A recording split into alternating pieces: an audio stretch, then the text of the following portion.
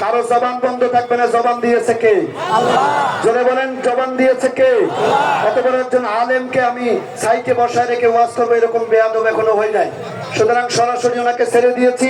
তবে কমিটির দাবি অনুযায়ী আমি ছোট্ট মানুষ, আমার এলেম কালাম কম। ভাই ছবি তোলা পরে খুব গুরুত্বপূর্ণ কথা হবে। এবার জোরে সোরে স্লোগান লাগান, কোন ছবি তুলতে এখন কেউ সামনে আসবে না। চিল্লায় স্লোগান লিল্লাহি তাকবীর। পিছনে অনেকেই দিচ্ছেন না, নারে তাকবীর। আল্লাহর দ্বীন প্রতিষ্ঠা করতে গেলে, আল্লাহর জান্নাত যেতে চাইলে কয়টা জিনিস দেওয়া লাগবে? একটা হলো জান, আল্লাহর রাস্তায় খরচ করা লাগবে। তাই বলে পুলিশের সামনে গিয়ে বলবেন আমারে গুলি করো না।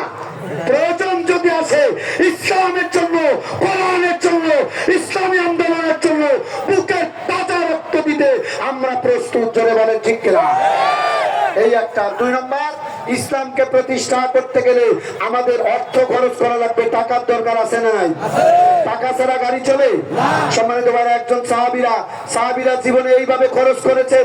হাজার হাজার মা বোনদেরকে বলতে চাই, আপনাদেরকে বলতে চাই, আমি আব্দুর রশিদ অথবা আমার ওস্তাদুল আসাজিদা এখন যিনি মঞ্চে বসা, হুজুর যদি এখন মারা যায়, আমি যদি মারা যাই, আপনি যদি এখন মারা যান, লাশটা বাড়িতে যাবে।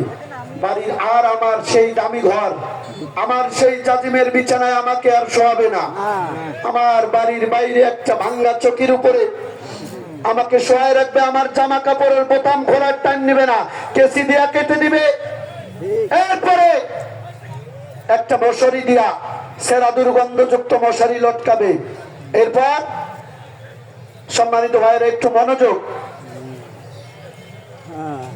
একটা চাদর দিয়ে ডেকে দিবে। এলাকার লোকজন, আপনজন, আত্মীয় স্বজনেরা আসবে আর বলবে, সেদিন আর বলবে না যে মাওলানা আব্দুর রশিদ কোথায়, সেদিন বলবে লাশটা কোথায়, লাশটা কোথায়, ঠিক কিনা?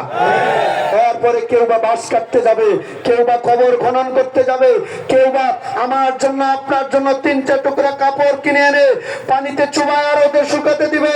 এরপরে আমার ভাইয়েরা জীবনের শেষ গোসলটা একটু বড়ই পাতা পানিতে দিয়া, জীবনের শেষ গোসলটা করায়া, সেই দিন সাদা কাপড়ের টুকরো গুলো দিয়ে কানে আর নাকের ছিদ্র বন্ধ করে দিয়া, মসজিদের ইঞ্জিন বিহীন বিমানটাতে 3টা টুকরা কাপড় দিয়া পুরুষ, 5টা টুকরা কাপড় দিয়া নারীদের পেছায়া ইঞ্জিন বিহীন ওই মসজিদের বিমান, এটাতে শোয়া জানাজা করে ওই অন্ধকার কবরে রেখে আসবে।